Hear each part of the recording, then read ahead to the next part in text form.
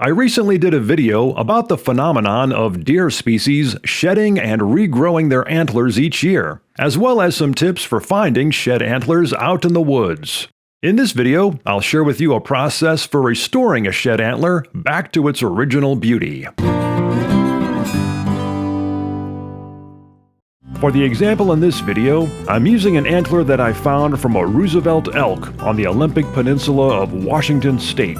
The sheds were greatly discolored, had some moss and fungus growing on them, and they were badly chewed up by a variety of critters.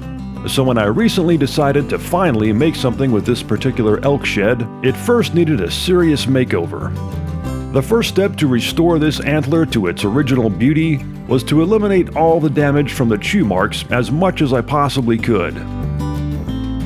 To do this, a Dremel tool with a small drum sanding bit works great. I used a fairly coarse sanding bit at medium-high speed and simply smoothed out the chew marks, or at least tried to blend them in as much as possible, especially around the tips of the antlers. Now, by the way, anytime that you're cutting or grinding on antlers with a power tool, make sure that you do it outside or in a well-ventilated place, because it makes a heck of a mess and it stinks really bad. Elk antlers typically have white or light-colored tips, with the rest of the antlers being various shades of brown, depending on where they live. So for this example, after getting the chew marks out as much as possible and whitening the tips, I then blended in my sanding marks with the rest of the antler tines.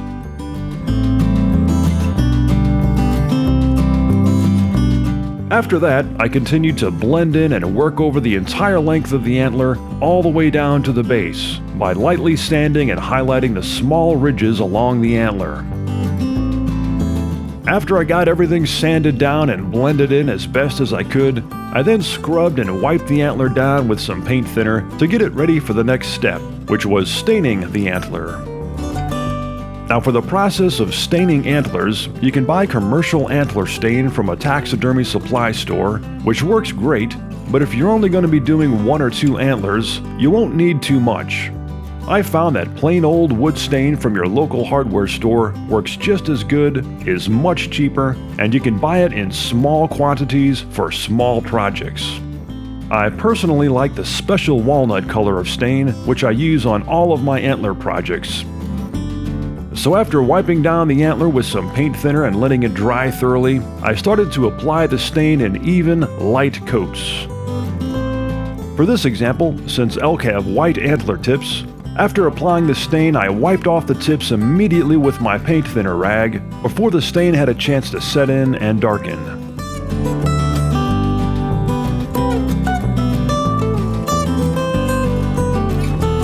As a general rule for staining antlers, after applying a light, even coat of stain, it's good to let the antlers dry overnight, as it takes time for the stain to work in and darken. And then, if you want to go darker, you can apply several additional light coats of stain.